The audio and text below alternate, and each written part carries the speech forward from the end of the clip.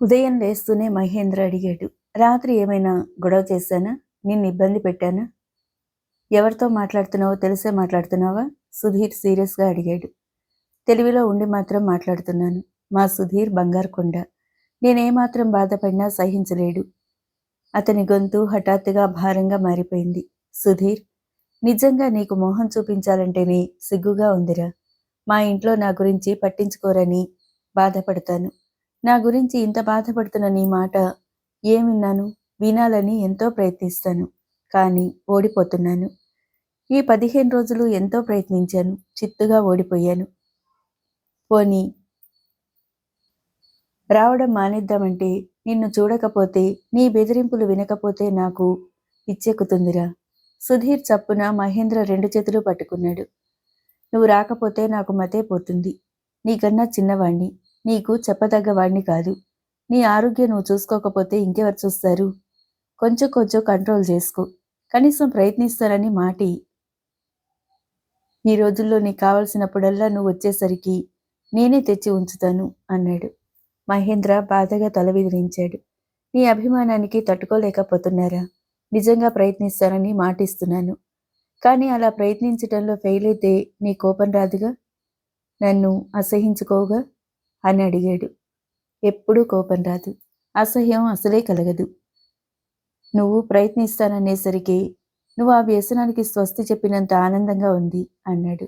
చాలా థ్యాంక్స్ రా, కృతజ్ఞత నిండిన స్వరంతో అన్నాడు. నమస్తే. టుడీని ఆడిస్తున్న బిందు తలెత్తింది. చిరునవ్వుతో సుధీర్ నిలబడున్నాడు. నమస్తే. బిందు లేచి నిలబడుతూ అంది. రండి కూర్చోండి. డాడీ పూజలో ఉన్నారు. ఇప్పుడే వచ్చేస్తారు. బిందు లోపలికి వెళ్ళింది. శ్రీనివాసరావు అప్పుడే పూజ ముగించుకుని బయటికి వస్తున్నాడు. సుధీర్ వచ్చినట్టు బిందు చెప్పింది. మేం వెంటనే వెళ్ళిపోతాం బేబీ. టిఫిన్ ఏర్పాటు చేయమ్మా అని చెప్పి డ్రెస్ మార్చుకోవటానికి గదిలోకి వెళ్ళాడు. బిందు రాజమ్మని టిఫిన్ తీసుకురమ్మనటానికి వంటగదిలోకి వెళ్ళింది. శ్రీనివాసరావు వచ్చేసరికి సుధీర్ నిలబడే ఉన్నాడు. Good morning sir. వినయంగా నమస్కరించాడు సుధీర్. Good morning. అలా నిలబడే ఉన్నావేంటి? కూర్చో కూర్చో అన్నాడు. Thank you. నెమ్మదిగా అని కూర్చున్నాడు. శ్రీనివాసరావు సోఫాలో కూర్చుని చేయి కొద్దిగా ఎత్తి వాచి చూసుకున్నాడు. సరిగ్గా 8 గంటలయింది. క్రితం రోజు సుధీర్ని 8 గంటలకు ఇంటికి రమ్మని చెప్పాడు. అతను 2 నిమిషాల ముందే వచ్చాడు. ఇలా అన్న టైంకి ఎదురి వాళ్ళని ఇబ్బంది పెట్టకుండా ప్రవర్తించే వాళ్ళంటే ఆయనకి చాలా గౌరవం. అదే భావంతో చూస్తూ, చాలా కరెక్ట్ టైంకి వచ్చేసావే అన్నాడు నవ్వుతూ. అలా నవ్వినప్పుడు గడ్డం కింద సుట్టపడింది.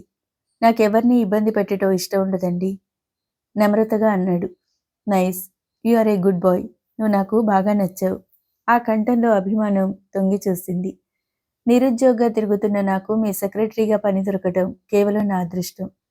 నా శక్తి మేరకు మీకు ఎటువంటి ఇబ్బంది శ్రమ లేకుండా అన్నీ చూసుకోగలనని మనఃపూర్వకంగా చెప్తున్నాను అలా అంటూ వినయంగా చిన్నగా తల పంకించాడు. సరిగ్గా అప్పుడే బిందు రాజమ్మ చేత కాఫీ టిఫిన్ పట్టించుకొచ్చింది. శ్రీనివాసరావు స్వయంగా తని సుధీర్కి టిఫిన్ ప్లేట్ అందిస్తున్నా అన్నాడు. నిన్ను చూడగానే అనిపించింది ఏదైనా సరే అనుకున్నది సాధించి తీరుతావని. Thank you sir, thank you అన్నాడు. రాత్రి వాన రావటంతో వాసుదేవరావు గారింట్లోనే ఉండిపోయారు. ఉదయమే వచ్చామని శ్రీనివాసరావు చెప్పాడు.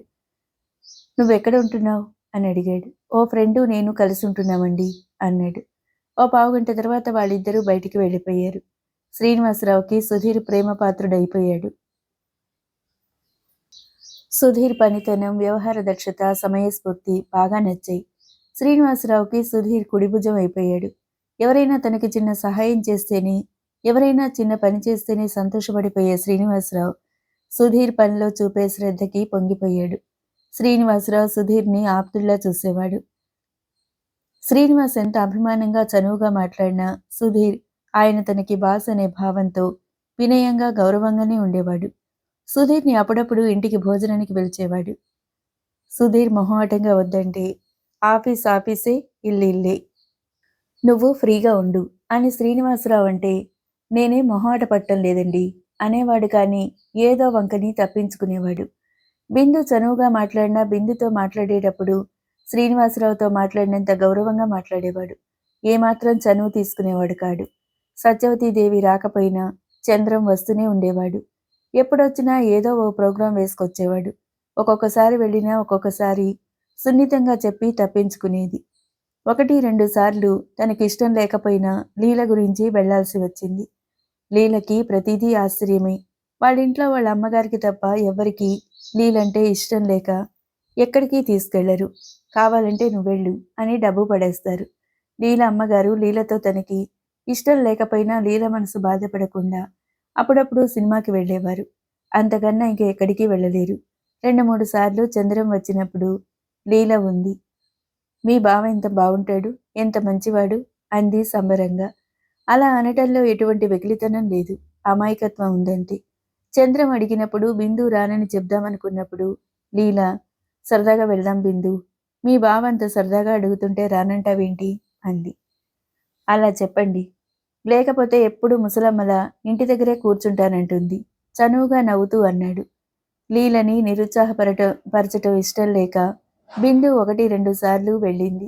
చంద్రంతో బిందు ఎక్కడికి వెళ్ళినా శ్రీనివాసరావుకి సంతోషమే. అలాగే సత్యవతీదేవికి కూడా అభ్యంతరం లేదు. ఇంకా బిందుకి ఈ జంట నగరాల్లో అన్నీ చూపించమనే చెప్పేది. అక్కగారి అభిమానానికి శ్రీనివాసరావు ఉక్కిరిబిక్కిరవుతున్నాడు. లీలకి బిందుతో పరిచయం అయ్యాక ఈ ప్రపంచం అంతా రంగుల స్వప్నంలా కనపడసాగింది. రోజులు క్షణాల్లా గడిచిపోసాగాయి. ఇప్పుడు బొమ్మలు చేయటంలో, టైప్ నేర్చుకోవటంలో ఎటువంటి ఎంతో ఉత్సాహం చూపిస్తోంది. తనని చూస్తూనే ముఖం తిప్పుకొని అసహ్యించుకునే వాళ్ళందరినీ తన చుట్టూ తిరిగేలా చేసుకోవాలి. తనని శనిదేవతని తిట్టిన వాళ్ళంతా దానికే అదృష్టవంతురాలు అనుకునేలా చేయాలని పట్టుదల కలగసాగింది. బిందు ఎంత అదృష్టవంతురాలు సంబరంగా అనుకునేది. బోలెడంత డబ్బు, అభిమానంగా చూసే తండ్రి, ఒక్కతే అమ్మాయి, అందమైన బావ, ఆపేక్షగా చూసే మేనత్త. ఇటు డబ్బు అటు డబ్బు, ఇంక బాధేముంది? అదృష్టం అంటే అలా ఉండాలి అనుకుంది. ఓసారి రవీంద్ర భారతికి తీసుకెళ్ళినప్పుడు చంద్రం లీలతో అన్నాడు, మీకు అభ్యంతరం లేకపోతే బిందుతో మా ఇంటికి రండి. బిందు లేకపోతే రాకూడదా అంది కళ్ళు చక్రాల్లా తిప్పుతూ. అబ్బే, రాకూడదని కాదు, మీకు మా ఇల్లు తెలియదు కదా. లీల చొరవకి తెల్లబోయాడు. అలా అన్నందుకు ఏమీ అనుకోకండి. ఎవరైనా చనువుగా మాట్లాడితే నాకు ఫ్రీగా మాట్లాడాలనిపిస్తుంది. మీరేం అనుకోలేదు కదా అని నవ్వింది. మీరలా మాట్లాడితేనే బాగుంటారు. నేనేమీ అనుకోను. చంద్రం కూడా నవ్వాడు. ఈ మాటలు బిందు వినలేదు. అందుకే లీలని మేనత్తింటికి రమ్మని కూడా ఎప్పుడూ అడగలేదు. 2 సార్లు వాసుదేవరావు గారింటికి మాత్రం తీసుకెళ్ళింది. ఒకసారి అడిగింది, మీ అత్తయ్య గారింటికి వెళ్ళినప్పుడు నేను వస్తాను, వాళ్ళ ఇల్లు చూస్తాను అంది. బిందు ఓసారి వెళ్ళినప్పుడు లీలని తీసుకెళ్ళింది. అప్పుడు చంద్రం ఇంట్లో లేడు. సుధీర్ శ్రీనివాసరావు అంత అభిమానంగా చూడటం చంద్రానికి నచ్చలేదు. ఒకసారి తల్లితో అన్నాడు, అదేమిటమ్మా, మామయ్య ఎక్కడ ఉంచవలసిన వాళ్ళని అక్కడ ఉంచడేంటి? మరీ అంత మంచితనం పనికిరాదు. దీర్ఘంగా ఆలోచిస్తున్న సత్యవతీదేవి కొడుకు మాటకి వెంటనే జవాబు చెప్పలేదు. తర్వాత మెల్లగా అడిగింది, ఆ సెక్రటరీ ఎలాంటివాడు? ఏమో, ఎలాంటివాడో ఏం తెలుస్తుంది? మామయ్య మెత్తదనం చూసి వినయం ఒలకబోస్తాడు.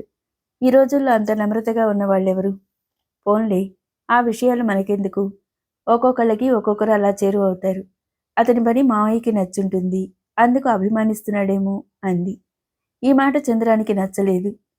తల్లిలా ఎందుకని ఊరుకోలేకపోయాడు. ఆ సుధీర్ చూపులు వెనుక నుంచి వెన్నాడుతున్నట్టుగా అనిపిస్తుంది. సుధీర్ మామూలుగా మాట్లాడినా చంద్రం ఎందుకో గాని మాట్లాడు.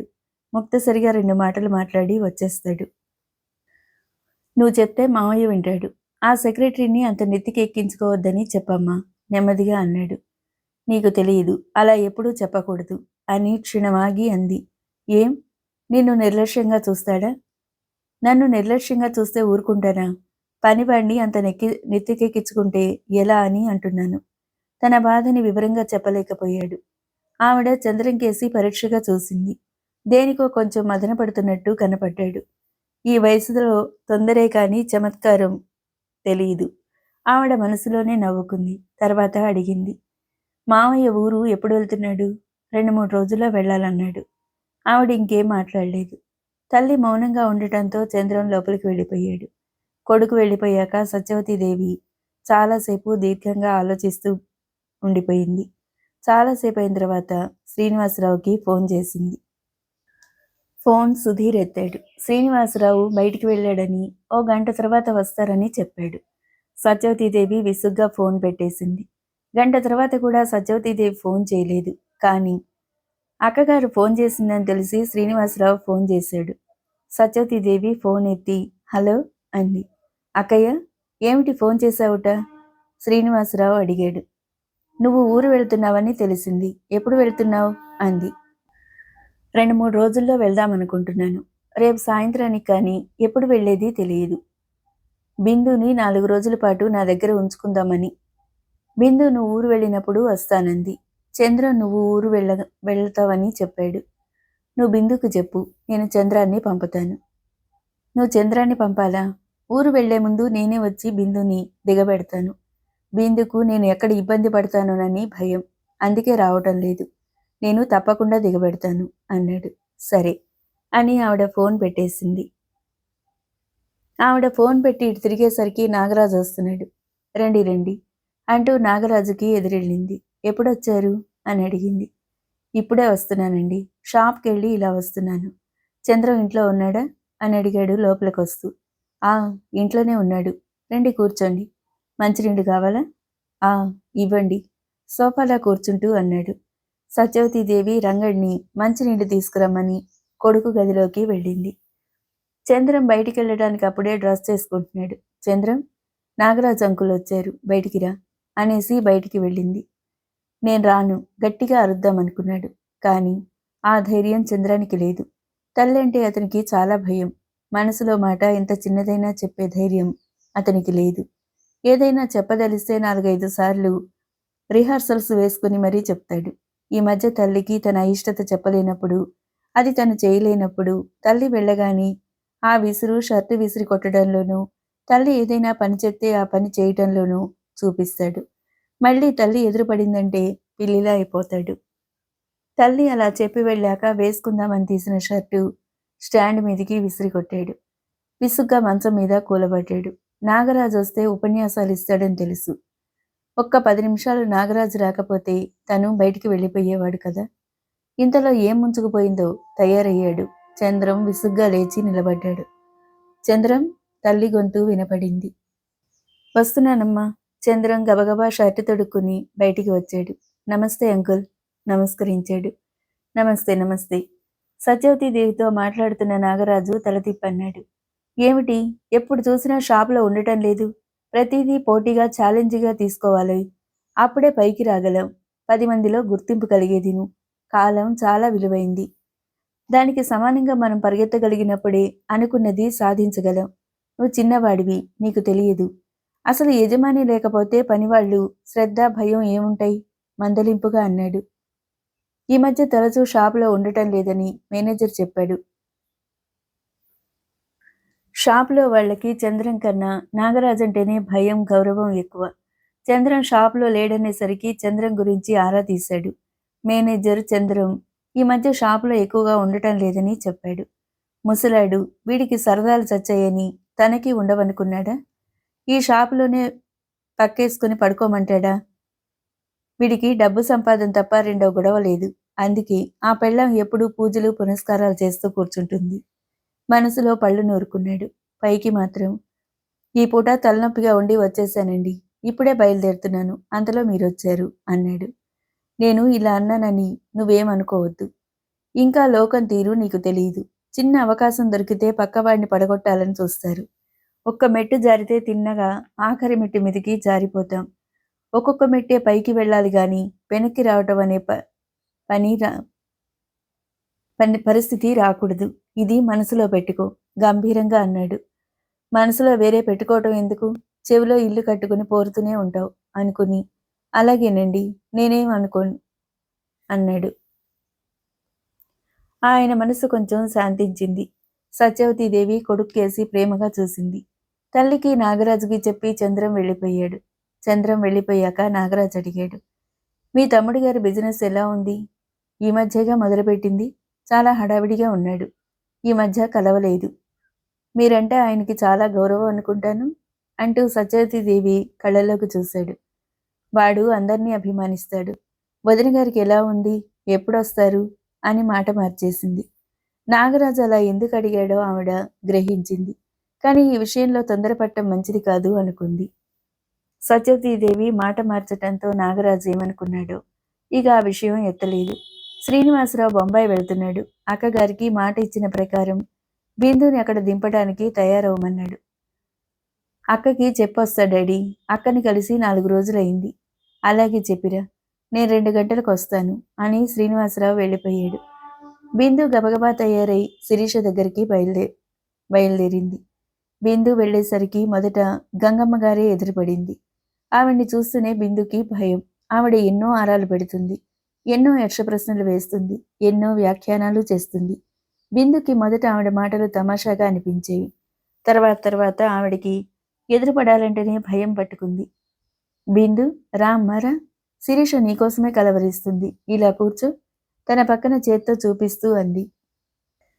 ఆవిడ మాటకి ఏడవలేని నవ్వు ఓ నవ్వు నవ్వి లోపలికి పోబోయింది. అలా ఎక్కడికి, శిరీష లేదు, కంగుమనే స్వరంతో అంది. శిరీష లేదనేసరికి బిందు నీరు కారిపోయింది. ఎక్కడికి వెళ్ళింది? అక్కకి నైట్ డ్యూటీగా అంది. అదేమో నాకు తెలియదు, ఎక్కడి నుంచో ఫోన్ వచ్చింది, వెంటనే వెళ్ళింది. అయినా నాకు తెలియక అడుగుతాను, మీ అక్క లేకపోతే నాతో మాట్లాడకూడదా ఏమిటి? ఇలారా, ఇలా వచ్చి నా పక్కన కూర్చో. హఠాత్తుగా ఆవిడ గొంతులో లాలన తొంగి చూసింది. బిందుకి అదే ఆశ్చర్యం. అప్పుడే కసురుకున్నట్టుగా మాట్లాడుతుంది, అంతలో లాలనగా మాట్లాడుతుంది. నేను మా అత్తయ్య గారింటికి వెళ్తున్నాను, అక్కయ్యకి చెప్పి వెళ్దామని వచ్చాను, అక్క వచ్చాక చెప్పండి అని వెళ్ళబోయింది. నీకోసం శిరీష కలవరిస్తుంటే చెప్పకుండా వెళ్తావా? ఇప్పుడే వచ్చేస్తుందేమో, ఇలారా మాట అదో రకంగా నవ్వుతూ అంది. అక్కకి ఫోన్ చేసి రావాల్సింది, అక్కకి నైట్ డ్యూటీగా ఇంట్లోనే ఉంటుందనుకుంది. తనని తాను తిట్టుకుంటూ వచ్చి ఆవిడ పక్కన కూర్చుంది. మీ అత్తయ్య ఎక్కడుంటుంది? బిందు భుజం మీద చెయ్యి వేసి అడిగింది. బిందు చెప్పింది. తన భుజం మీదున్న ఆవిడ చెయ్యి మెల్లగా తీసేసింది. మీ అత్తకి ఎంతమంది పిల్లలు? ఒక్కడే. ఆవిడ కళ్ళు తిప్పింది. ఆవిడ అలా ఎందుకు అడిగిందో బిందుకి అర్థం కాలేదు. అంతే, భగవంతుడి విచిత్రాలు. బాగా సంపద ఉన్నవారికి ఒంటికాయ సొంటి కొమ్ముల ఒక్కరినే ఇస్తాడు, ఏమీ లేని వారికి గంపెడు సంతానాన్ని ఇస్తాడు. నా మేనల్లుడికి ఒక్కడే కొడుకు, బోరెడంత ఆస్తుంది. కాకినాడలో 2 మేడలున్నాయి. ఆ మేడలు చూస్తే కళ్ళు చెదిరిపోతాయనుకో. ఎన్నో సంబంధాలు వస్తున్నాయి, ఎంతెంతో కట్నం ఇస్తామని. వాళ్ళకి కట్నం ముఖ్యం కాదు, పిల్లే ముఖ్యం. వచ్చే నెలలో ఏదో పని మీద ఈ ఊరు వస్తున్నారట, నువ్వు చూద్దువు గాని. బిక్కముఖంతో కూర్చున్న బిందుకి శిరీష రావటంతో అక్క అంటూ ఒక కంగలో లేచి శిరీష దగ్గరకు వచ్చింది. ఎంతసేపు అయిందొచ్చి? శిరీషకి బిందును చూడగాని ప్రాణం లేచొచ్చినట్టయింది. రోజు ఇంటికొచ్చేసరికి గంగమ్మ గారి సొద వినలేకుండా ఉంది. వచ్చిన పని అవుతుంది కదా అని ఊరుకోదు. తను ఎంతమందికి ఉపకారాలు చేసిందో, ఎంతమంది తన్ని మెచ్చుకున్నారో, ఇప్పటికీ తను ఒక్క పూట కనపడకపోతే ఎలా గిలగిల్లాడతారో కథలుగా చెప్తుంది. అవి ఇవి చెప్పి ఆఖరికి ఫలానా అతనికి 2వ పెళ్ళి అయినా వయసు అట్టే లేదని, మంచి స్ఫురదరూపి అని అంటూ ఓ పెళ్లి సంబంధం చెప్తుంది. శిరీషకి 30 సంవత్సరాలు నిండాయి కాబట్టి ఇంక 2వ పెళ్లి వాడినే చేసుకోవాలని, లేకపోతే ఇక పెళ్ళే కాదని ఆవిడ అభిప్రాయం. ఆవిడ ఎన్ని రకాలుగా మాట్లాడినా భరిస్తుంది గాని పెళ్లి మాట ఎత్తితే మాత్రం భరించలేదు. ఇకెప్పుడు పెళ్లి మాటలు మాట్లాడవద్దని, తాను పెళ్లే చేసుకోనని ఖచ్చితంగా చెప్పేసింది శిరీష. అదేమిటే అమ్మాయి అంత కోపం? ఏమన్నానని? అంత పెద్ద చదువు చదివావు, దేనికి లోటు లేదు. నువ్వు ఇంటి దానివయ్యి నీ కడుపునో కాయ కాస్తే నీ అభిమానానికి కృతజ్ఞతలత్తయ్యా. నేను రోగులకి సేవ చేసుకుంటూ జీవితం గడిపేస్తాను. ఇక ఆ విషయం ఎప్పుడు ఎత్తొద్దు, శిరీష ఖచ్చితంగా చెప్పేసింది. అయ్యో, ఆవిడ బుగ్గలు నొక్కుకుంది. కానీ మనసులో ఎన్నో పథకాలు వేయసాగింది. శిరీష బిందుని తన గదిలోకి తీసుకెళ్ళింది. ఏమిటి బిందు సంగతులు? ఏమిటి బొత్తిగా రావటం అనేసావు? అంది శిరీష. ఎన్నాళ్ళయింది వచ్చి? సోఫాలో కూర్చుంటూ అడిగింది బిందు. సమయానికి శిరీష రాకపోతే ఆవిడింకా ఏ తిప్పలు పెట్టేదో అనుకుంది. అవును, ఎన్నాళ్ళయింది వచ్చి? బిందు కేసు తిరుగుతూ అడిగింది. 4 రోజులైంది. అంతేనా?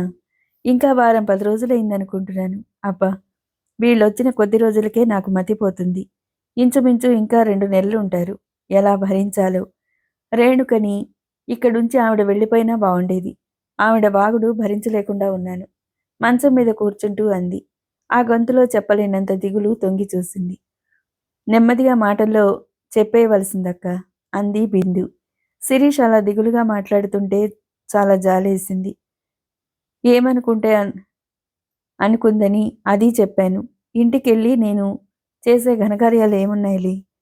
పిల్లని నీ మీద వదిలేసి వెళ్ళటానికి నా ప్రాణం మాత్రం ఒప్పుతుందా అంది. నిన్ను చూసి ఎన్నాళ్ళో అయినట్టుంది బిందు. ఏంటి విశేషాలు? డాడీ బాంబే వెళ్తున్నారు కదా. అత్తయ్య వాళ్ళ ఇంటికి రమ్మంది. వాళ్ళ ఇంట్లో అసలు ఉండటం లేదని చాలా నిష్ఠూరంగా మాట్లాడుతుంది. డాడీ నన్ను తయారవమన్నారు. నీకు చెప్పొస్తానని వచ్చాను. ఎన్నాళ్ళు క్యాంపు? డాడీ అయితే తను వచ్చే వరకు ఉండమన్నారు. నేను 4 రోజుల్లో వచ్చేద్దాం అనుకుంటున్నాను. అలా వచ్చేస్తే తిన్నగా ఇక్కడికి వచ్చేయి. డాడీ వచ్చాక ఇంటికి వెళ్దువు గాని. డాడీ రాకుండా అత్తయ్య పంపాలిగా. పంపితేనే. అలాగే. రేణుక లేదా? ఉంది అని. రేణుక చదువు నేర్చుకుంటుంది. నిజంగా? బిందు ఆశ్చర్యంగా అడిగింది. నిజమే. వాళ్ళ బామ్మకి తెలియకుండా చదువుకుంటుంది. ఆవిడికి తెలిస్తే తిన్నగా ఉండదు. ఆవిడ ఏదైనా అంటే రేణు ధైర్యంగా చదవలేదు. అందుకే చెప్పొద్దన్నాను. నీ దగ్గర కొన్నాళ్ళుంటే తప్పకుండా మారుతుందక్క. నా దగ్గరున్నా నీలాంటి వారి స్నేహం ఉండాలి. ఎప్పుడూ నీ మాటలు లీల మాటలే చెప్పేది. మిమ్మల్ని మీ మాటల్ని చూసే రేణుకకి చదువుకోవాలనే కోరిక కలిగిందనుకుంటా. మొదట చెప్పటానికి సిగ్గుపడింది. నే 2-3 సార్లు అడిగేసరికి చెప్పింది. వాళ్ళ ఆయనకి ఇక్కడ ఏదైనా ఉద్యోగం చూడమని చెప్పింది. భర్త స్వతహాగా మంచివాడే అయినా అత్తగారు ఆడపడుచులు ఏదో ఒకటి చెప్తుండటం వల్ల ఆ మాటలు పట్టుకుని తన్ను బాధిస్తాడని బాధపడింది అని చెప్పింది. పాపం కదా. అంత చిన్న అమ్మాయికి ఎన్ని కష్టాలు. జాలిగా అంది బిందు. ఓ అరగంట కూర్చుని రేణుకని కూడా కలిసి బిందు వెళ్ళిపోయింది. బిందు ఇంటికెళ్లేసరికి సుధీర్ వచ్చి తిరిగి వెళుతున్నాడు. బిందుని చూడగానే నమస్తే. మీ నాన్నగారు పళ్ళబుట్ట పంపారు. లోపల సోము తీసుకున్నాడు అన్నాడు. లోపలికి రండి. కాఫీ తీసుకుని వెళుదురు గాని అంది. No thanks. నేను అర్జెంటుగా వెళ్ళాలి. మిమ్మల్ని రెడీగా ఉండమని చెప్పమన్నారు. బిందు ఆహ్వానాన్ని మృదువుగానే తిరస్కరించి బిందు దగ్గర సెలవు తీసుకుని వెళ్ళిపోయాడు. బిందు అతను వెళ్ళిన వైపే చూస్తుండిపోయింది. చాలా మొహమాటస్తుడు అనుకుంది. చాలా బుద్ధిమంతుడు, క్రమశిక్షణకి ప్రాణం ఇచ్చేవాడు కూడా. టైం అంటే టైంకే వస్తాడు. చెయ్యవలసింది ఎంత పొద్దుపోయినా, ఒంట్లో బాగుండకపోయినా చేసే వెళ్తాడు. సాధారణంగా ఈ వయసులో వాళ్ళు అల్లరి చిల్లరగా కానీ, ఒక అమ్మాయి కనపడితే ఆకర్షించాలని ప్రయత్నించటం గాని, వెకిలి చేష్టలు గాని ఏమీ లేవు. పాపం తనకి తండ్రి ఆప్యాయత, అభిమానం పుష్కలంగా ఉన్నా తనకు తల్లి లేదని ఎంతో బాధపడేది. పాపం అతనికి ఎవరూ లేరు. తనకి సంతోషం కలిగినా బాధొచ్చినా ఎవరితో చెప్పుకుంటాడు? సుధీర్ గురించి ఆలోచిస్తూ బ్యాగ్లో 4 జతల బట్టలు అవి సర్దుకోసాగింది. సుధీర్కి శ్రీనివాసరావు అభిమానంగా చూసిన బిందు అభిమానంగా చూస్తుంటే అతనికి ఉక్కిరి బిక్కిరి అవుతున్నట్టుగా ఉంటుంది. ఇంత డబ్బుందనే అహంకారం కానీ, అమెరికాలో పెరిగానని గర్వం కానీ బిందులో లేవు. ఒక్కతే అమ్మాయని గారం లేదు. మంచి క్రమశిక్షణలో పెరిగిన అమ్మాయిలా ఎంతో అభిమానంగా మాట్లాడుతుంది. బిందుని చూసి వెళ్ళాక బిందుని గురించిన ఆలోచనలు అతన్ని ఒక పట్టున వదిలిపెట్టవు. చాలాసేపటికి అతను ప్రయత్నం మీద బిందు ఆలోచన నుండి బయటపడతాడు. ఆ తర్వాత అతను మామూలుగా అయిపోతాడు. ఒక్క మహేంద్ర దగ్గర మినహా అతను ఎవరి అభిమానం ఎరగడు. అందరి విదిలింపులతో చీత్కారాలతోనే పెరిగి చదువుకున్నాడు. ఎవరైనా అభిమానంగా మాట్లాడితే ఉక్కిరిబిక్కిరి అవుతాడు. శ్రీనివాసరావు అభిమానంగా మాట్లాడుతున్నా, ఆదరంగా చూస్తున్నా అతను వాటిని అందుకోలేకపోతున్నాడు. బిందు అభిమానానికి ఉక్కిరిబిక్కిరైన అతను మనసు శ్రీనివాసరావు అభిమానం అందుకోలేకపోతుంది. శ్రీనివాసరావు మాత్రం సుధీర్ని మనస్ఫూర్తిగా అభిమానిస్తున్నాడు. తన సొంత మనిషిలా చూసుకుంటున్నాడు. సుధీర్ పనితనమే కాకుండా అతని నడవడిక కూడా ఆయనకి బాగా నచ్చింది. సుధీర్ ఒకందుకు ఆయన దగ్గరికి చేరలేకపోతున్నాడు. ఆయన అభిమానాన్ని అందుకోవటం అతని మనసు తిరస్కరిస్తుంటే అది మొహాటంగా తీసుకుని ఇంకా సుధీర్ అంటే అభిమానం పెరిగింది ఆయనకి. కారు లోపలికి రాగానే సరస్వతీదేవి నవ్వుముఖంతో బయటికొచ్చి తమ్ముణ్ణి మేనకోడల్ని సాదరంగా ఆహ్వానించింది. బొత్తిగా రావటమే మానేసావేంటి? తమ్ముణ్ణి అడుగుతూ బిందు భుజం మీద చెయ్యేసి లోపలికి తీసుకెళ్ళింది. ఇదిగో ఈ పనులతో ఊపిరాడటం లేదక్కయ్య. చంద్రం ఉన్నాడా అని అడిగాడు. ఇంతవరకు చూసి ఇంత క్రితమే వెళ్ళాడు. ఇద్దరినీ కూర్చోమని చెప్పి లోపలికి వెళ్ళి వంట మనిషికి ఏదో ఫర్మాయించి మళ్ళీ వెంటనే వచ్చింది. ఏంటి సంగతులు? మళ్ళీ ఎప్పుడొస్తావు? ఇదిగో నీ కూతురికి ఇప్పుడే చెప్పు. నువ్వు వచ్చే వరకు నా దగ్గరుండి కదలొద్దని. లేకపోతే నాకు చాలా కోపం వస్తుంది. ఆవిడ గంభీరంగా అనేసరికి శ్రీనివాసరావు కూతురికేసి నవ్వుతూ చూస్తూ, విన్నావుగా అత్తయ్య మాటలు? ఇక తప్పదు. లేకపోతే అత్తయ్యకి కోపం వస్తుంది అన్నాడు. నేనిప్పుడేగా వచ్చింది. వెళ్ళిపోతానని ఎలా అనుకున్నావు అత్తయ్య? నువ్వు వెళ్ళమనే వరకు ఇక్కడే ఉంటాను. బిందు నవ్వింది. నువ్వుండాలే కాని ఎందుకు వెళ్ళమంటానే పిచ్చిపిల్ల. బిందు చుబుకం పట్టుకుంటూ అంది. ఆ దృశ్యం చూసిన శ్రీనివాసరావు కళ్ళ ముందు ఎన్నో మనోహరమైన దృశ్యాలు కదలాడాయి. ఆయన మనసు ఆనందంతో నిండిపోయింది. అక్కగారు పెట్టిన ఫలహారం తిని కాసేపు కూర్చుని శ్రీనివాసరావు వెళ్ళిపోయాడు. టేప్ రికార్డర్ పెట్టుకుని ఇద్దరూ కబుర్లు చెప్పుకుంటూ చాలాసేపు కూర్చున్నారు. కొంతమంది పెద్దవాళ్ళు మాట్లాడితే చిన్నవాళ్ళకి బోరు కొడుతుంది. కానీ సత్యవతీదేవి మాట్లాడితే బోరు కొట్టదు. మేనత్త చెప్పే మాటలు బిందు కుతూహలంగానే వినసాగింది. తర్వాత ఇద్దరూ బయటికి వచ్చి కుర్చీలు వేయించుకుని కూర్చున్నారు. గుమ్మం దగ్గర నుండి గేటు వరకు సిమెంట్ చేయించేసి ఉంది. కాంపౌండ్ వైపు ఇంటి గోడ వైపు 2 అడుగులు వెడల్పున వదిలేశారు. అంతా గచ్చు చేసి ఉంది. బిందు లేచి అంతా ఓసారి తిరిగి వచ్చింది. తర్వాత మేనత్తతో అంది, ఇంత జాగా ఉంది కాబట్టి రకరకాల పూల మొక్కలు తెప్పించి పెంచితే బాగుంటుంది అత్తయ్య. ఏమేమి ఎరువులు వేయాలో వేసి మొక్కలు ఒక క్రమ పద్ధతిలో కత్తిరించి బాగా చేస్తే బాగుంటుంది కదా. ఇంటి అలంకరణ మీద అంత శ్రద్ధ చూపించి తోటని ఇలా వదిలేసావరేంటి? మీ ఇంటి అలంకరణ కన్నా బాగుందా ఈ ఇల్లు అని అడిగింది. పొందిగ్గా బొమ్మరిల్లులా బాగుంది అత్తయ్య. నువ్వు అస్తమాను అంటుంటే నాకు గార్డెన్ పెంచాలనిపిస్తుంది. ఆ పనేదో నువ్వుండగానే ప్రారంభిద్దాం అంది. రాత్రి పొద్దుపోయి వచ్చాడు చంద్రం. బిందు రాక అతనికి చాలా ఆనందాన్ని కలగజేసింది. ఓహో, మీ ముద్దుల మేనకోడలు గారు వచ్చారా అన్నాడు. నువ్వు ముద్దుల కొడుకువేమో కాని నేను మేనకోడల్ని అంది. కాదులే, అమ్మకి నువ్వు ముద్దుల మేనకోడలివి, నేను మామూలు కొడుకుని. మామూలు కొడుకంటే? మామూలు కొడుకంటే క్షణంసేపు నెత్తికొక్కున్నాడు. తర్వాత అన్నాడు, మామూలు కొడుకంటే ప్రత్యేకత ఏం లేదు. బాగుందర్రా మీ మాటలు. నాకిద్దరూ సమానమే అని. చంద్రం, తొందరగా డ్రెస్ మార్చుకుని రా. బిందు నీకోసం భోజనం చేయకుండా కూర్చుంది అంది. నిజమా అన్నట్టు బిందు కేసి చూశాడు. బిందు చూపుల్లో ఏ భావం కనపడకపోయేసరికి అతని మనసు అదోలా అయింది. కానీ వెంటనే తేరుకున్నాడు. 4 రోజులు 4 క్షణాల్లా గడిచిపోయాయి చంద్రానికి. బిందుని అక్కడికి ఇక్కడికి తీసుకెళ్లమని తల్లే చెప్పటంతో చంద్రానికి మరీ ఉత్సాహంగా అనిపించింది. బిందు సత్యవతీదేవిని కూడా రమ్మనేది. నేను అంతసేపు కూర్చోలేనమ్మా, ఓ రోజు గుడికి వెళ్దాంలే అంది. తల్లి రాననేసరికి చంద్రానికి చాలా సంతోషం కలిగింది.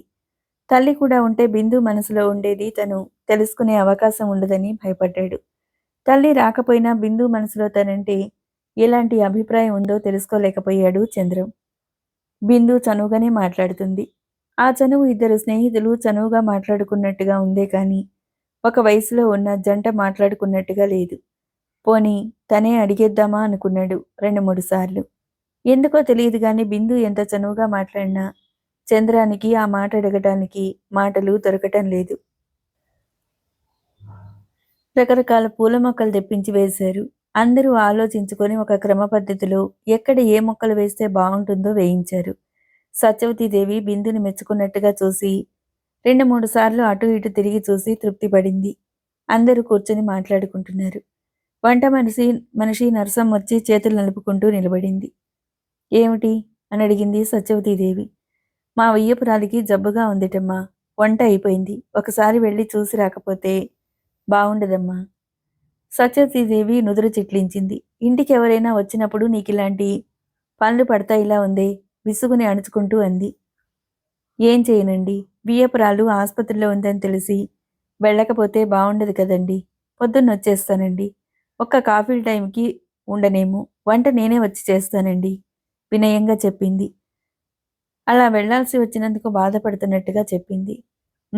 ఇంకా ఏదో అని పొద్దున రావటం మానద్దు కనుబొమ్మలు ముడిచి అంది. పొద్దున్న తప్పకుండా వస్తానండి. ఏమాత్రం వీలున్నా టిఫిన్ టైంకే వస్తానండి అంది. ఆవిడ వెళ్ళిపోయాక చంద్రం అన్నాడు, ఈవిడ ఎప్పుడూ ఎవరికో ఒకరికి జబ్బులనే చెప్తుందేంటి? ఈవిడ బందుకోట అంతా రోగిష్టి వాళ్ళేనా? కూతురు పెళ్ళయింది, కొడుకు ఉద్యోగం దొరికింది. ఇక గట్టెక్కానని సంబరపడుతుందేమో. ఆవిడ ముఖం ఇంకా చిరాగ్గా ఉంది. ఈసారి ఇలా చేస్తే మాన్పించేస్తే సరి. జలుబు వదులుతుంది అన్నాడు. సత్యవతీదేవి ఏం మాట్లాడలేదు. తల్లి మౌనంగా ఉండటంతో చంద్రం ఇంకేం అనలేదు. రాత్రి 8 గంటలు దాటింది. ఇంక భోజనాలు చేద్దామా? సత్యవతీదేవి అంది. ఆ, చేసేద్దామమ్మా, నాకు ఆకలిగా ఉంది. చంద్రం లేచి నిలబడుతూ అన్నాడు. రంగణ్ణి కంచాలవి పెట్టమను. సరే అని చంద్రం లోపలికెళ్ళాడు. నేను వడ్డిస్తాను అత్తయ్య అని బిందు లేచి నిలబడింది. నీకెందుకు బిందు, నేను వస్తున్నాను. చటుక్కున ఆవిడ లేచి నిలబడింది. చిన్నవాళ్ళు కూర్చుని పెద్దవాళ్ళ చేత చేయిస్తారా? అందుకని నువ్వు కూర్చో, నేనన్నీ పెట్టి పిలుస్తాను. నా వడ్డన ఎలా ఉందో నువ్వు చెప్పాలి. నేను పిలిచే వరకు నువ్వు రావద్దత్తయ్య, కూర్చో. ఆవిడ్ని సోఫాలో కూర్చోబెట్టి లోపలికొచ్చింది. బిందు లోపలికొచ్చేసరికి రంగడు కంచాలు గ్లాసులతో నీళ్లు పెడుతున్నాడు. చంద్రం ఫ్రిడ్జ్లోంచి పళ్ళు తీసి టేబుల్ మీద పెట్టి వంటగదికేసి వెళ్ళబోయాడు. ఆహా, నువ్వుండు, నేను తీసుకొస్తాను అని బిందు చంద్రం పక్క నుండి తను లోపలికి వెళ్ళింది. కానీ చంద్రానికి బయటికి వెళ్ళబుద్దవలేదు. ఇంటికొచ్చిన అతిథి చేత పని చేయించటమా? నోనో, నువ్వు వెళ్ళి మహారాణిలా కుర్చీలో కూర్చో, నే వడ్డం చేస్తాను అని బిందు చేతుల మీద వారిస్తున్నట్టుగా తన చేతులు వేశాడు. అలా వేస్తూ బిందు కళ్ళల్లోకి చూశాడు. బిందు తన చేతుల మీద వేసిన అతని చేతులు తీసేస్తూ మామూలుగా అంది. నువ్వు చెప్పేది కొత్త వాళ్ళకి, నేను కొత్తదాన్ని కాదు. నువ్వు కూర్చోబెట్టి మర్యాదలు చేశావంటే నేను మొహమాట పడి అర్ధాంతరంగా లేవాల్సి వస్తుంది. కానీ నువ్వు వెళ్ళి కూర్చో. చంద్రం ఏదో అనబోయాడు. అంతలో సత్యవతీదేవి ఇంకా అవలేదా అని అంటూ వస్తుంది. తల్లి మాట వింటూనే చంద్రం గబగబా బయటికి వచ్చాడు. సరిగ్గా అప్పుడే రంగడు లోపలికి వెళ్ళిన వారు ఎప్పటికీ బయటికి రారేంటి? వాళ్ళు వడ్డిస్తారా, తను వడ్డించాలా? అమ్మగారు తిడతారేమో అని భయపడి గబగబా వంటగదికేసి నడిచాడు. ఇద్దరు ఒకే స్పీడ్లో నడుస్తున్నారేమో. అదే స్పీడ్లో ఒకరినొకరు ఢీకొన్నారు. ఇద్దరి తలలు అదిరిపోయాయి. అబ్బా అన్నాడు చంద్రం నుదురు రాసుకుంటూ. అయ్య బాబోయ్ అన్నాడు రంగడు వణికిపోతూ తన బాధని మర్చిపోయి. కళ్ళు నెత్తి మీదుంటాయా? కళ్ళెర చేస్తూ పళ్ళ బిగున అన్నాడు. లేదండి, మీకున్నట్టే ఉంటాయండి. అమ్మగారు పిలుస్తోందని తొందరగా రావటంలో గర్జిస్తున్నట్టుగాని యువతలకొచ్చేశాడు. డైనింగ్ హాల్ గుమ్మం వరకు వచ్చిన సత్యవతీదేవి రానా బిందు అంది. ఒక్క 5 నిమిషాలు అత్తయ్య అంటూ వంటగదిలోంచి బయటకొచ్చిన బిందు గుమ్మంలో మేనత్తను చూసి వచ్చేసావా? అయితే వచ్చేయి అంది. నీ సరదా కాదంటూ ఎందుకు, నువ్వు రమ్మన్నప్పుడే వస్తాను అని అక్కడే నిలబడింది. బిందు ఎంతో ఆరిందులా, ఎంతో అనుభవం ఉన్నదానిలా చకచకా వడ్డిస్తుంటే ముచ్చటగా చూస్తూ నిలబడింది. తల్లి బిందు చూడకుండా చంద్రం బాధగా నుదురు రాసుకుంటున్నాడు. బిందు అన్నీ చక్కగా వడ్డించి, రా అత్తయ్య, బావా, నువ్వు కూడా అంది నవ్వుతూ. ఆ వడ్డం చేసే తీరు సత్యవతీదేవికి బాగా నచ్చింది. ఆవిడ వచ్చి కూర్చుంది. చంద్రం రంగడికేసి మింగేలా చూస్తూ వచ్చి కూర్చున్నాడు. రంగా, మేము వేసుకుంటాంలే అంది సత్యవతీదేవి. రంగడు బయటికి వెళ్ళిపోయాడు. దెబ్బ బాగా తగిలిందా? అన్నం కలుపుకోబోతున్న చంద్రం బిందు మాటతో ఆశ్చర్యంగా తలెత్తాడు. నువ్వు చూశావు అన్నట్టు చూశాడు. కూర అన్నం కలుపుకొని నెయ్యి వేసుకుంటున్న సత్యవతీదేవి పిచ్చేమిటి ఆశ్చర్యంగా తలెత్తింది. ఆ, ఏం లేదు, నేను వంటగదిలోంచి వస్తుంటే గుడ్డి వెధవ స్పీడ్గా వచ్చి తల కొట్టాడు. వాడి తల చితికే ఉంటుంది తల్లితో అని బిందుకేసి నీ మూలానే అన్నట్టు చూశాడు. లేకపోతే నేను అన్నీ పెట్టి పిలుస్తానని చెప్తే వెంటనే వెళ్ళిపోవచ్చుగా, అప్పుడు ఈ దెబ్బ తగలకపోయేదిగా. అందుకని ఇంకెప్పుడు వంటగదికేసి రాకు నవ్వింది.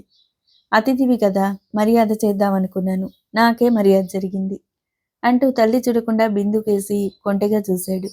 బిందు ఆ చూపులు అందుకుందో లేదో, కొంచెం కూర వేసుకో అంటూ గరిటెడు కూర వేసేసింది. బాబోయ్, ఏమిటిది? నువ్వు వంట చేసినప్పుడు వడ్డించాలి గాని ఇలా అన్నీ తయారుగా ఉన్నప్పుడు వడ్డించటం కాదు అన్నాడు. బిందు అలా కొసరి కొసరి వడ్డించటం అతనికి మహదానందంగా ఉంది. రేపు నేనే చేస్తాను, నా వంట రుచి చూద్దువు గాని అంది. నువ్వే? చంద్రం గుడ్లు తేలేశాడు. ఏం, నాకు వంట రాదనుకున్నావా? రేపు చూస్తావుగా చిన్నగా తలెగిరేస్తూ అంది. ఆ పని మాత్రం చేయకు. అలా చేయటం మొదలు పెట్టావంటే వంట మనిషి చుట్టాలకి రోజు ఏదో జబ్బు వస్తూనే ఉంటాయి సత్యవతీదేవి అంది. సరే అయితే ఈసారి మా ఇంటికి వచ్చినప్పుడు నేనే స్వయంగా వంట చేసి చూపిస్తాను అంది. కాసేపు వంటల గురించి, మరి కాసేపు ఇక్కడ ప్రత్యేకంగా జరుపుకునే పండుగల గురించి, పూజలు పద్ధతుల గురించి మాట్లాడుకున్నారు. అబ్బో, నీకు అన్నీ బాగా తెలిసినాయి. ఇన్ని విషయాలు ఎలా గుర్తుంటాయి నీ బిందు? అక్కడ అసలు చెయ్యరుగా. నువ్వెప్పుడు చూడలేదు. చూసినట్టుగా ఇంత బాగా ఎలా చెప్తున్నావు? సత్యవతీదేవి ఆశ్చర్యంగా అడిగింది. అక్కడ తెలుగు వాళ్ళు సరదాగా తీసిన ఫోటోలు చూపించారు. అయినా డాడీ మన ఆచారాలు పద్ధతుల గురించి వివరంగా అస్తమానం చెప్తూనే ఉంటారు. డాడీ ఏ విషయం గురించి చెప్తున్నా ఆ దృశ్యం కళ్ళ ముందు మెదులుతుంది. డాడీ చెప్తుంది శ్రద్ధగా వింటుంటే ఆ ప్రదేశంలో సంచరిస్తున్నట్టే ఉంటుంది. అలాగే పల్లెటూరులో పూర్వం మీరుండే ఇల్లు గురించి చెప్తున్నారనుకో, ఆ ఇల్లు కళ్ళ ముందు మెదలటమే కాదు, ఆ ఇంట్లో ప్రతి గది తిరిగిన అనుభూతి కలుగుతుంది. ఆ ఇల్లు ఎలా ఉంటుందో ఇప్పుడు చెప్పమన్నా చెప్పగలను. చెప్పనా? అంది. చెప్పు. బిందు మాటలు వింటుంటే ఈ పిల్లకి తెలియందంటూ ఏం లేదనిపిస్తుంది ఆవిడికి. బిందు క్షణంలో సగం సేపు గుర్తు చేసుకున్నట్టుగా కళ్ళు మూసుకుని తెరిచి చెప్పటం మొదలుపెట్టింది. చిన్న గేటు, దానికి తామర పువ్వు డిజైను, గేటుకి ఇరుపక్కల చిన్న చిన్న సింహం పిల్లలు కూర్చున్నట్టుగా ఉంటాయి. సన్నని కాలిబాట. మొదట గ్రిల్ వరండా ఎత్తుగా ఉంటుంది. అది ఎక్కటానికి చిన్న అరుగులా కట్టి దానికి అటు ఇటు 5 మెట్లు. వరండాలోకి వెళ్ళగానే ఎదురుగా హాల్లోకి ఒక గుమ్మం, కుడివైపున ఒక గుమ్మం. అది గెస్ట్ రూమ్. హాల్లోంచే 2 పడగదుల గుమ్మాలున్నాయి. చిన్న కారిడార్ దాటితే డైనింగ్ హాల్లోకి వస్తాం. డైనింగ్ హాల్కి ఎడం వైపు పూజ గది, కుడివైపు వంటగది. ఆ గదిలోంచే స్టోర్ రూమ్. బిందు ఇలా ఆ ఇల్లుని గురించి కళ్ళకు కట్టినట్టు చెప్తుంటే ఏ విషయానికి ఎవరి ఎదుట ఆశ్చర్యపోని సత్యవతీదేవి అమితంగా ఆశ్చర్యపోయింది. ఏం అత్తయ్య, చూడకుండా ఎలా చెప్పానా అని? చెప్పానుగా. డాడీ ఏం చెప్పినా మనసుకి హత్తుకుపోయినట్టుగా అలా చెప్తారని అంది. సత్యవతీదేవి తేరుకుని నవ్వుతూ అడిగింది. ఇంకా ఏం చెప్పాడు మీ నాన్న? మా అమ్మగారే స్వయంగా పాలు పితికి అవి కుండలో పోసి కాస్తారు. ఆ తర్వాత దేవుడి పూజ, తులసి పూజ చేసి ఆ తర్వాత నీకు పూజకి అన్నీ సిద్ధం చేసేవారు. అబ్బో, ఆఖరికి నీకు మేము ఆ రోజుల్లో ఏ పూట ఏం తిన్నామో కూడా నీకు చెప్పేళ్లా ఉందే. ఇంకా ఏం తెలుసు? ఆవిడ మనసు అదోలా అయింది. నేను ఒక విషయం గురించి అడిగితే డాడీ 10 విషయాలు చెప్తారు. మన కుటుంబం గురించి అన్నీ చెప్పారు. మన ఇంట్లో పద్ధతులు, ఆచార వ్యవహారాలు అన్నీ చెప్పారు. చేసినా చేయకపోయినా అన్నీ తెలుసుకొని ఉండటం మంచిదని డాడీ అభిప్రాయం. అలాగే ఎప్పుడూ అబద్ధం ఆడకూడదని, చేసింది నిర్భయంగా చెప్పేస్తే ఒక్క తప్పులోనే సరిపోతుందని డాడీ అభిప్రాయం. డాడీ చెప్పింది మంచిదే కదా? బిందు నవ్వింది. జగ్గులో నీళ్లు గ్లాసులో పోసుకుంటున్న సత్యవతీదేవి చెయ్యి చిన్నగా వణికింది. టేబుల్ మీద కొద్దిగా నీళ్లు పడ్డాయి. అవి చింది ఆవిడ చీర మీద కొంచెం పడ్డాయి. బిందు మామూలుగానే నవ్వినా ఆ నవ్వులో ఏదో శ్లేష ఉన్నట్టు అనిపించింది. ఆవిడ కొద్ది క్షణాలు ఏం మాట్లాడలేకపోయింది. చంద్రం కూడా బిందు మాటలకి ఆశ్చర్యపోయాడు. ఆ ఆశ్చర్యం వేరు. ఎంత కళ్ళకు కట్టినట్టుగా తండ్రి చెప్తే మాత్రం ఇంత చిన్న బుర్రలో అంత జ్ఞాపక శక్తి ఎలా ఉందబ్బా అని ఆశ్చర్యపోతున్నాడు. చంద్రంతో మాట్లాడుతున్న బిందుని రెప్పవాల్చకుండా పరీక్షగా చూసింది సత్యవతీదేవి. ఇది నటన, అమాయకత్వమా? ఇన్ని మాటలు నేర్చిన పిల్ల అమాయకురాలు ఎలా అవుతుంది? అన్నీ తెలుసంటుంది. తండ్రి అన్నీ చెప్పాడంటుంది. అన్నీ తెలిస్తే ఆవిడ తల విదిలించుకుంది. ఏం అత్తయ్య, నువ్వేం మాట్లాడడం లేదేంటి? మేనత్త ముఖం అదోలా కనిపించి తనేమైనా పొరపాటుగా మాట్లాడానా అనుకుంది. తన మాటల్లో ఏం పొరపాటు లేదని అనిపించింది మళ్ళీ. సత్యవతీదేవి చప్పున తేరుకుంది. వెంటనే నవ్వేస్తూ అంది. నీతో మాట్లాడుకుంటున్నారు కదా అని ఊరుకున్నాను. అక్కడ తెలుగు వాళ్ళు చాలామంది ఉన్నారన్నమాట. ఒకళ్ళ ఇళ్ళకి ఒకళ్ళు వస్తూ ఉంటారా? చాలామంది ఉంటారు. కానీ అస్తమానం కలుసుకోలేంగా. ఏదైనా సందర్భం వచ్చినప్పుడు నలుగురు కలుస్తాం. అందరూ కలిసినప్పుడు సరదాగా ఒక కుటుంబ సభ్యుల్లా ఉన్నట్టుగానే ఉంటారు. ఆ తర్వాత ప్రత్యేకంగా ఏం మాట్లాడుకోలేదు. భోజనాల తర్వాత ముగ్గురు కాసేపు హాల్లో కూర్చున్నారు. బిందు, చంద్రం టేప్ రికార్డర్ పెట్టుకుని పాటలు వింటూ చెస్ ఆడుకుంటున్నారు. బిందుకి ఆడటం రాదు. చంద్రం దగ్గర నేర్చుకుంటుంది. నేను వెళ్లేలోగా నాకు ఆట పూర్తిగా నేర్పేయాలి అంది బిందు. బావుంది. నువ్వు అర్థం చేసుకోలేకపోతే నేనెంత నేర్పినా ఒకటి. అది నీ శ్రద్ధ మీద ఆధారపడి ఉంటుంది అన్నాడు. సత్యవతీదేవి వాళ్ళ కాస్త దూరంలో ఓ పుస్తకం చేత్తో పుచ్చుకొని కుర్చీలో కూర్చుంది. పుస్తకం పేజీలు తిప్పుతుందే కాని ఆవిడ మనసు దాని మీద లగ్నం కావటం లేదు. అప్పుడప్పుడు పుస్తకంలోంచి తలెత్తి బిందు కేసి చూస్తుంది. ఎంత పరీక్షగా చూసినా బిందు మనసులో ఏముందో, అసలు ఏం తెలుసో అర్థం చేసుకోలేకపోతుంది. ఎప్పట్లాగా మామూలుగానే ఉంది. ఆ విషయాలు కదిపినా, ఆ ఊరి విషయాలు మాటల్లో వచ్చినా బిందులో ఏ మార్పు లేదు. మొత్తానికి బిందు దేవాంతకురాలు అని అనుకోకుండా ఉండలేకపోయింది. మీ మేనకోడలు అచ్చు మీ పోలిక. వాసుదేవరావు గారు, నాగరాజు అన్న మాటలు ఆవిడ చెవుల్లో గింగురుమన్నాయి. ఓ, ఆవిడ పుస్తకం మడిచి కుర్చీలో వెనక్కి జార్లబడింది. బిందు కేసు చూసింది. మంచి ఎత్తులు వేయటానికి కనుబొమ్మలు ముడిచి చాలా దీర్ఘంగా ఆలోచిస్తున్నట్టుగా కూర్చుంది. ఒళ్ళో పుస్తకం పెట్టుకుని అలాగే వాళ్ళ కేసు చూస్తూ కూర్చుంది. ఆవిడ మనసులో ఎన్నో ఆలోచనలు వస్తున్నాయి. ఆవిడ బుర్రలో ఎన్నో ప్లాన్లు గిరగిరా తిరుగుతున్నాయి. ఆవిడ రకరకాల ప్లాన్లు వేస్తోంది. మళ్ళీ కొట్టేస్తుంది. మళ్ళీ చిన్న చిన్న మార్పులతో మళ్ళీ కొత్త ప్లాన్ వేస్తుంది. వాటి గురించి తిరిగేసి బోర్లేసి ఆలోచిస్తుంది. ఒక అంగీకారానికి రావడానికి ఆలోచిస్తుంది. టైం ఎంతయిందో. అత్తయ్య, బిందు దగ్గరగా వచ్చి పిలవటంతో ఉలిక్కిపడి కళ్ళు తెరిచింది. ఎదురుగా బిందు నిలబడింది. నిద్ర పట్టేసిందా? 11 అయింది అత్తయ్య. అబ్బా, 11 అయిందా? మీరింతవరకు ఆడుతున్నారా? లేచి నిలబడుతూ అంది. ఆ, ఎన్ని ఆటలు వేసినా ఓడిపోయానత్తయ్య. నేను వెళ్లేలోగా బావను ఒక్కసారైనా ఓడించి వెళ్ళాలి అంది. అది కల్లో వార్త. చంద్రం ఉడికిస్తున్నట్టుగా అన్నాడు. అలా అన్నావంటే తప్పకుండా ఓడిస్తాను. నేను పంతం పట్టానంటే అది అయ్యే వరకు నిద్రపోను నవ్వుతూ అంది. బిందు మాటలు వింటున్న సత్యవతీదేవికి ఈ పూట బిందు కొత్తగా కనపడింది. అంత పని మాత్రం చేయకు అని. నడవండి, పొద్దుపోయింది అంది. చంద్రం తన గదిలోకి వెళ్ళిపోయాడు. బిందు ఎంత నిశ్చింతగా నిద్రపోతుందో సత్యవతీదేవి అంత అనిశ్చింతగా అటు ఇటు దొర్లుతుంది. అప్పుడప్పుడు తల తిప్పి బిందు కేసి చూస్తుంది. బిందు గుండెల మీద 2 చేతులు పెట్టుకుని నిశ్చింతగా పడుకుంది. ఇది తండ్రి పోలిక అనుకుందామట. వాడు ఇలాగే గుండెల మీద చేతులుంచుకుని పడుకుంటాడు. ఇలా ఆలోచిస్తున్న సత్యవతీదేవి బిందుని చాలా పరీక్షగా, అప్పుడే చూస్తున్నంత పరీక్షగా చూడసాగింది. బిందు తల్లి పోలికలు ఏమైనా ఉన్నాయా అని. తండ్రి అలవాట్లున్నాయి. బిందుకు తన పోలికలు బాగా ఉన్నాయని చాలామంది అంటున్నారు. అది నిజమే. మరి మనస్తత్వం ఎవరిదో? బిందు ఓ పక్కకి ఒత్తిగిలింది. సత్యవతీదేవి సర్దుకుని సరిగ్గా పడుకుంది. దొర్లగా ఎప్పటికో నిద్ర పట్టింది ఆవిడికి. ఉదయం బాగా పొద్దెక్కే వరకు ఆవిడికి మెలకువ రాలేదు. దూరంగా చాలా నెమ్మదిగా ఘంటసాల గీతోపదేశం వినిపిస్తుంటే లేచి కూర్చొని కిటికీలోంచి బయటికి చూసింది. తర్వాత తల తిప్పి టేబుల్ మీదకి దృష్టి సారించింది. అలారం సరిగ్గా 7 గంటలు చూపిస్తుంది. తల తిప్పి బిందు మంచం కేసి చూసింది. మంచం ఖాళీగా ఉంది. అబ్బా అనుకుని లేచి బయటికి వచ్చింది. రాత్రి సరిగా నిద్రలేని కారణంగా కళ్ళు కొంచెం ఎర్రగా ఉన్నాయి. మనిషి కొంచెం బద్ధకంగా ఉంది. ఆవిడ బయటికి వచ్చేసరికి సరిగ్గా చంద్రం అప్పుడే బద్ధకంగా గదిలోంచి బయటికి వస్తున్నాడు.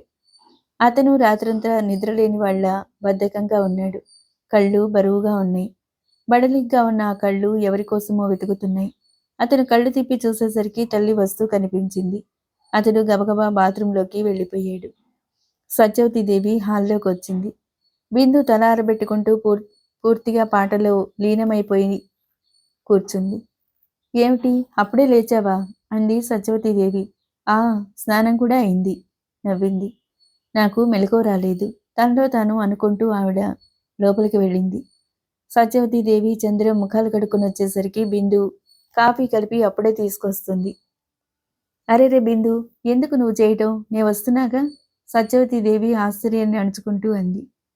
నిన్ననే చెప్పాను కదా అత్తయ్య, అయినా కాఫీ చేయటంలో శ్రమేముంది? పాలు రాగానే కాచి డికాషన్ తీసుంచాను. వాళ్ళిద్దరికీ చెరో కప్పు అందించి తను ఒకటి తీసుకుంది. థ్యాంక్ యూ చంద్రం చిన్నగా నవ్వుతూ అన్నాడు. చదరంగంలో ఓడిపోయినప్పుడు కూడా ఇలాగే నవ్వాలి అంది తను నవ్వుతూ. నువ్వు ఆ మాట మర్చిపోనట్టుందే అన్నాడు. ఎప్పటికీ మర్చిపోను. అబ్బా, నాతో రోజుకి ఎన్ని ఆటలు ఆడుతున్నావు? నిన్ను ఒక్కసారైనా ఓడించాలి.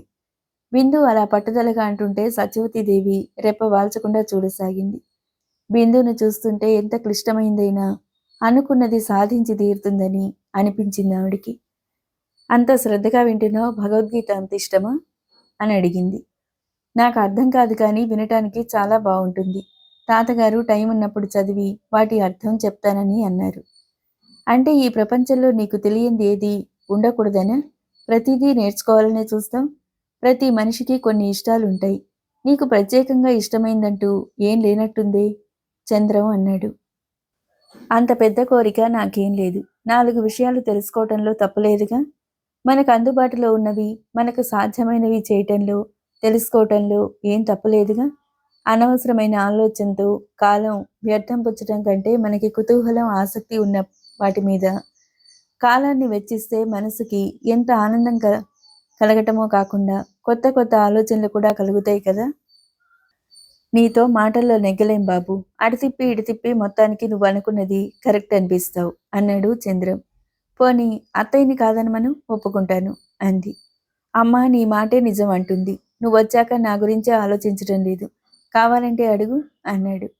ఇంత పెద్దవాడివయ్యావు, ఇంకా నీ గురించి ఆలోచించడం ఎందుకు అని మేనత్త కేసు తిరుగుతూ అంది. అవును కదా అత్తయ్య? అవునమ్మా అంది. ఏం అత్తయ్య అలా ఉన్నావు? ఒళ్ళంతా నొప్పులుగా ఉందమ్మా అంది. ఆవిడ గొంతు కూడా భారంగా ఉంది. ఈ పూట నువ్వు కిచెన్లోకి రావద్దు, నేనే చేస్తాను అంది. ఇంకా నయంలే, చిన్న పిల్లవి, నీ చేత చేయించుకోమంటావా? అయినా వంట మనిషి వచ్చేస్తుంది, నువ్వు మాత్రం ఏం చేయటానికి వీల్లేదు అంది. బిందు చేత వంట చేయించడం ఆవిడికి ఇష్టం లేదు. 4 రోజులు సరదాగా ఉండమని పిలిచి తన చేత చేయించుకోవటం ఏమిటనుకుంది. 10 గంటలైనా వంట మనిషి రాలేదు. బిందు చేయబోతే సత్యవతీదేవి చేయనీలేదు. నాకు అలవాటే అత్తయ్య, నీకు ఒంట్లో బాగుండలేదు కదా, నాకెలా అనిపిస్తుంది? అయినా నా వంట రుచి చూడవా అంది. నీ వంట రుచి చూసే రోజులు ముందున్నాయి కానీ నువ్వు వెళ్ళి హాయిగా పాటలు వింటూ కూర్చో, నా చేతి వంట రుచి చూద్దువు గాని అని ఆవిడ వంటగదిలోకి వెళ్ళింది. సత్యవతీదేవి ఎంత చెప్పినా బిందు వినలేదు. ఆవిడ వంట చేస్తున్నంతసేపు కూడా ఉండి సహాయం చేయసాగింది. తరువాయి భాగం మరో వీడియోలో. Thank you.